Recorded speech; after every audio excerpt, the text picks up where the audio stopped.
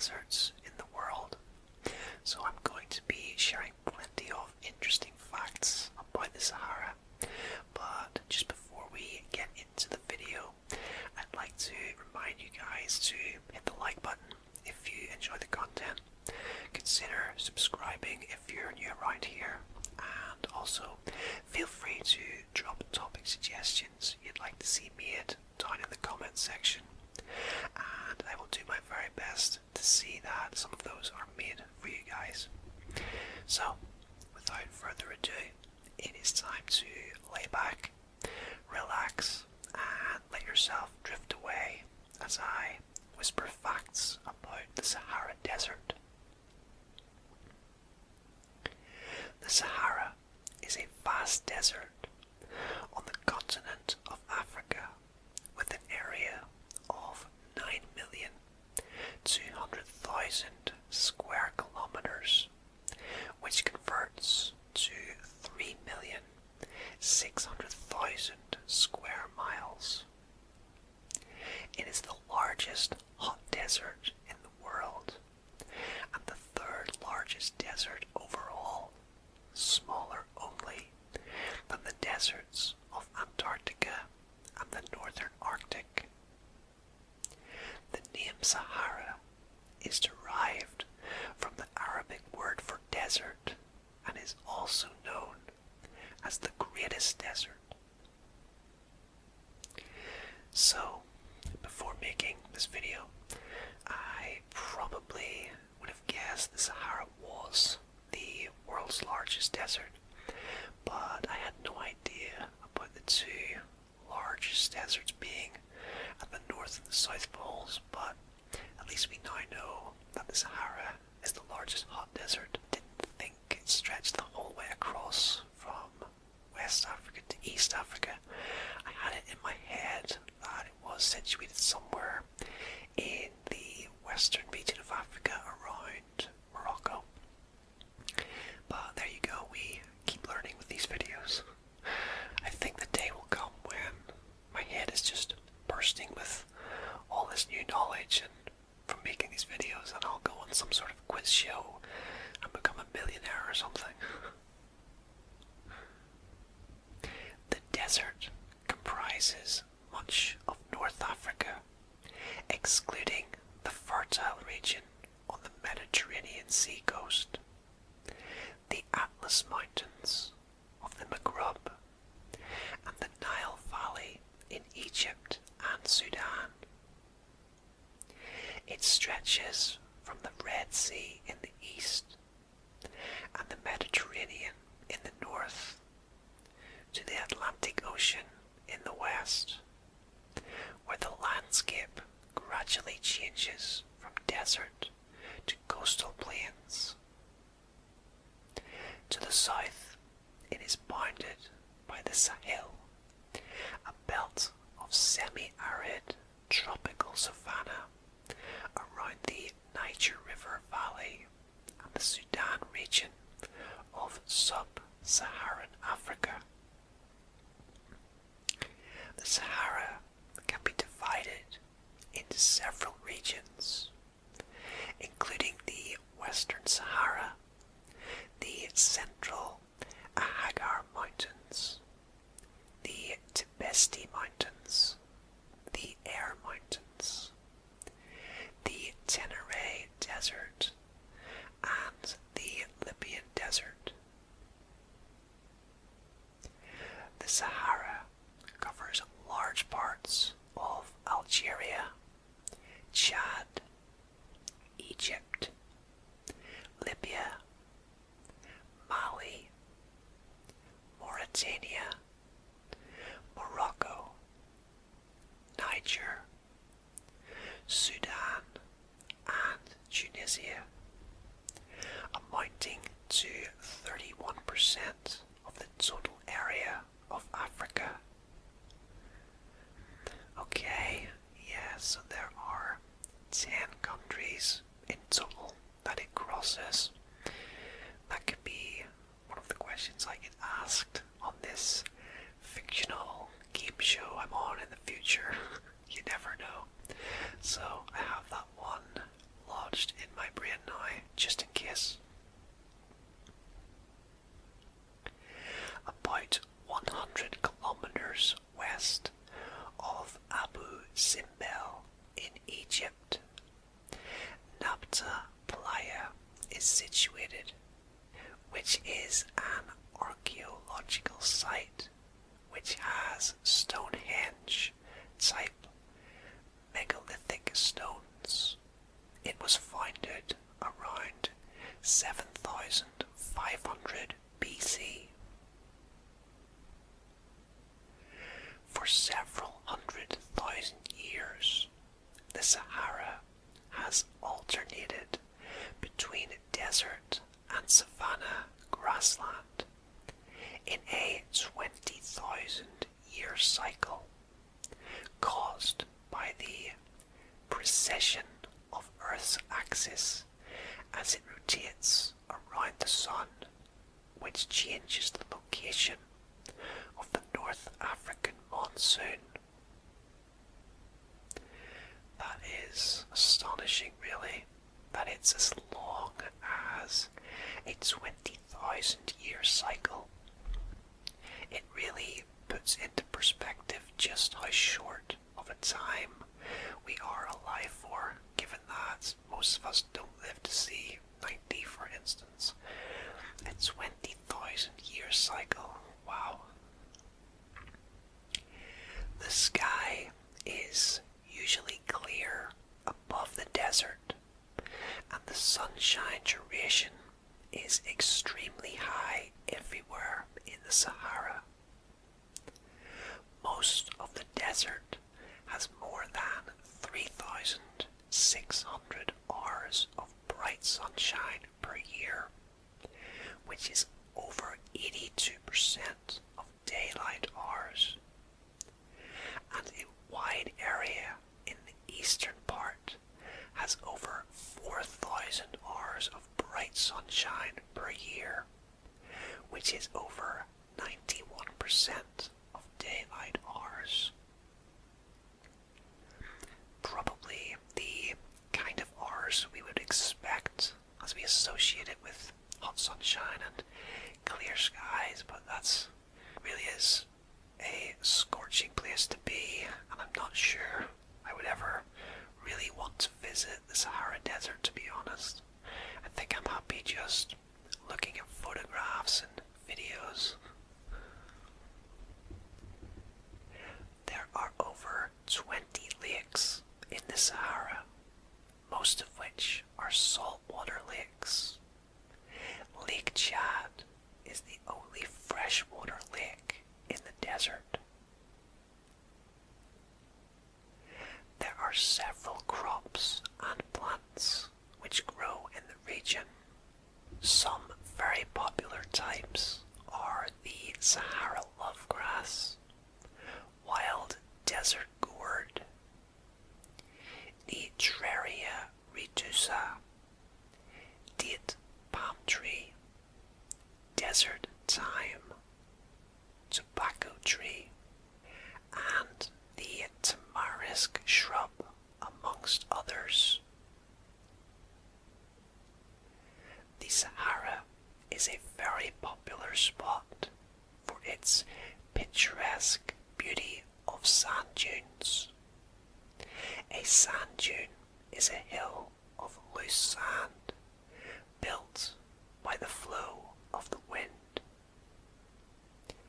In east-central Algeria, sand dunes can reach astonishing heights of up to 450 meters tall. Yeah, if I think about the Sahara, or indeed any desert, the first thing that comes to mind are sand dunes. They're just so perfectly formed by nature. They look amazing when they're completely untouched and you can see the sand blowing across the surface. It really is an example of nature at its finest, I guess, in my opinion.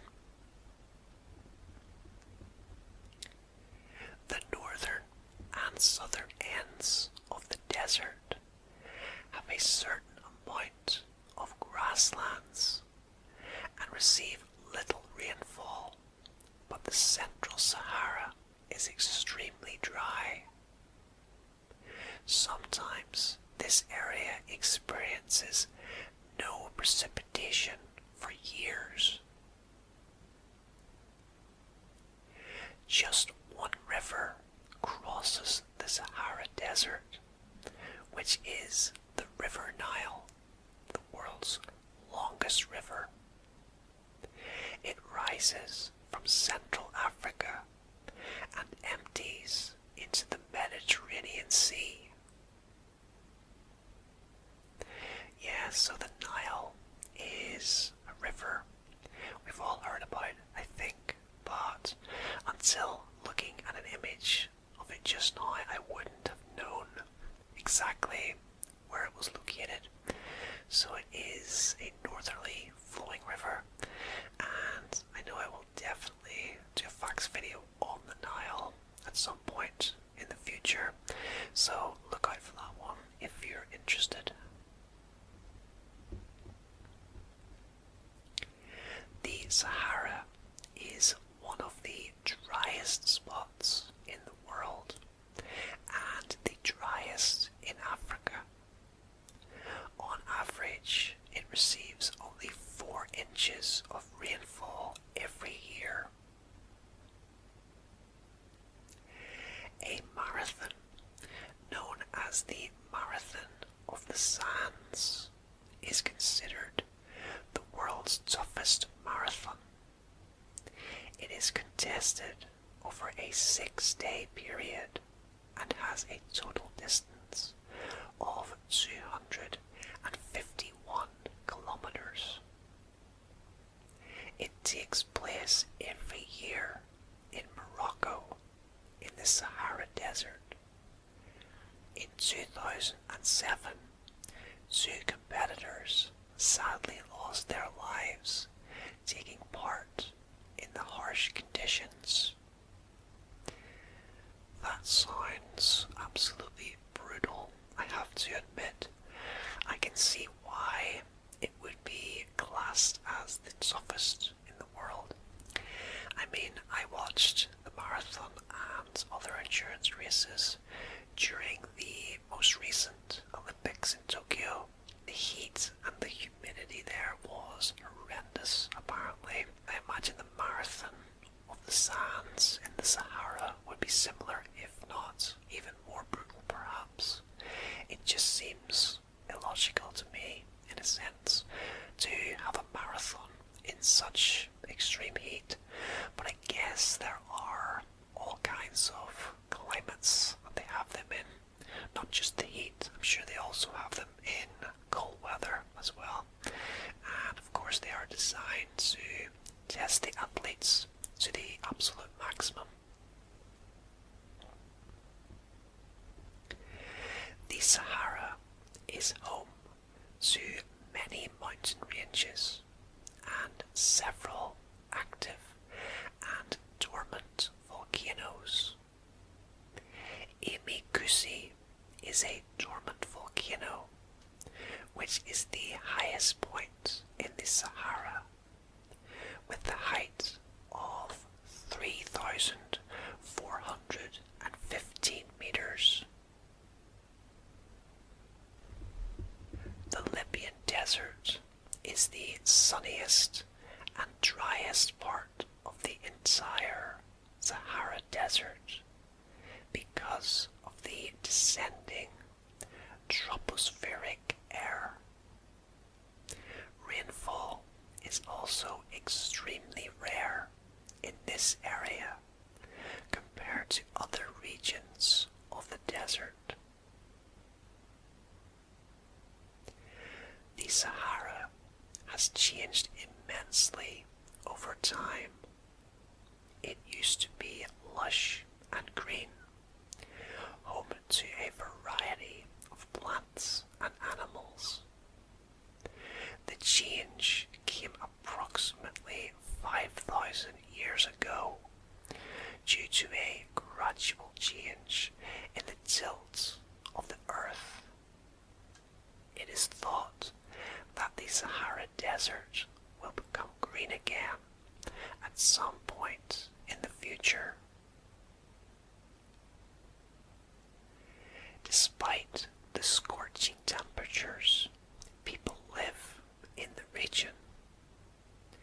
Of the 10 countries mentioned, which are located in the Sahara, about 20 million people reside in these countries. Plants have adapted themselves according to the harsh climate of the Sahara Desert. Their leaves are modified as spines. They have succulent or fleshy stems and well-developed root systems which spread across a large area to trap water. Yeah, that's evolution for you. Things slowly evolving over time, adapting over time to the environment they live in order to survive and to make their survival as comfortable as possible. People living in the Sahara are mostly nomads. They wander in search of food from place to place. Tuareg people and Sahrawi people are the two main nomadic ethnic groups which are living in the region for thousands of years. Ground and sand temperatures reach scorching temperatures. During the day, the temperature of the sand can reach nearly 80 degrees Celsius. Wow, that is absolutely scorching. I know that's a word I've used a few times in this video, but it truly is. I'm sure a lot of you guys have experienced that sensation yourselves, as I have, when you're walking barefoot on hot sand. And it's really hot, and you have to run quickly to find shade, or your feet will burn. It's an uncomfortable feeling, but I dare say none of us have ever been barefoot in sand as hot as 80 degrees, nor would we ever wish to be, of course. Many people think that the Sahara is made up of mostly sand, but that is not the case. The Sahara is in fact made up mostly of gravel. Gravel accounts for around 70% of the region, whereas sand accounts for only 30%.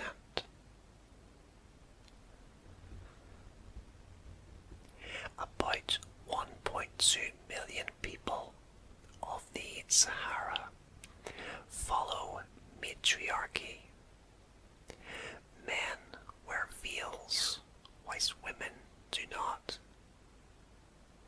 Most of the women are literate, whereas most of the men are not.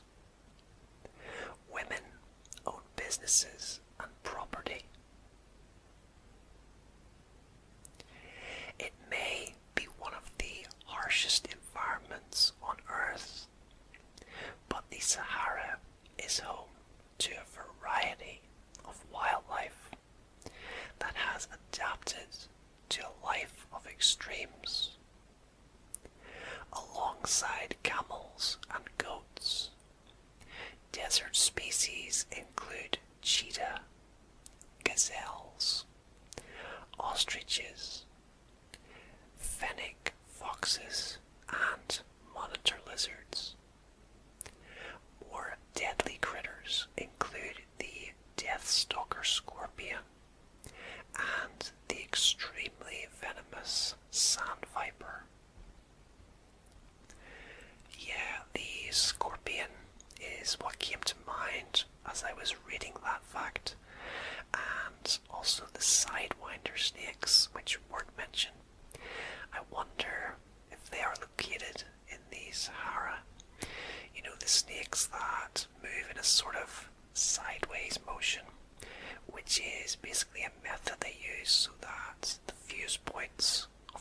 breeze possible, are touching the hot sand. It's a very clever little snake. I'm not exactly sure where they are located, what desert they are in, but I imagine they might be in the Sahara. Like the Great Wall of China, there lies a wall in Africa which is called Moroccan Western Sahara Wall, which is a 2,700 kilometer long wall, which is only 13% of the Great Wall of China. The wall was made in the 1980s to separate Morocco from the Polisario, a group of Sahrawi Republic independence fighters. During the nighttime, temperatures usually fall anywhere between 13 to 20 degrees Celsius. Coastal areas are colder than inland areas. During winter, the temperature can drop below 0 degrees Celsius at night. I think this is something a lot of us knew, that despite the roasting daytime temperatures, it does get incredibly cold at night in the desert. It's just a very unforgiving place with extreme temperatures one way and the other. According to scientists, there was a lake beneath the Sahara Desert. It was formed some 250,000 years ago when the Nile River pushed through a low channel near Wadi Tushka, a valley in Egypt. The lake had a basin area of 42,000 square kilometers. Scientists estimate that the Sahara's overall size has grown to be 10% larger than it was nearly a century ago. While this is partly due to natural climate cycles, human-driven climate change is also responsible. I have no doubt that it's partly down to human-driven climate change. I feel very strongly about climate change, and it's definitely a topic that I plan to cover in the near future.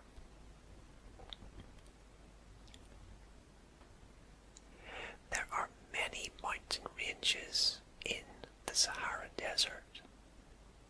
The most famous mountain ranges, which receive snowfall every year, are the Atlas Mountains, Tibesti Mountains, Hagar Mountains, and the Air Mountains. The Atlas Mountains are highly popular for ski resorts. The inland Sahara has received snowfall on just 2 occasions, the most recent being December 2016, and before that in February 1979. Yeah, I've heard of the Atlas Mountains before, and I knew they were very popular with skiers, but I'd never heard of the other mountain ranges. And it's also fascinating to learn just how little snow the inland areas get. So there's been just 2 occasions in the last 42 years or so. That's quite unbelievable.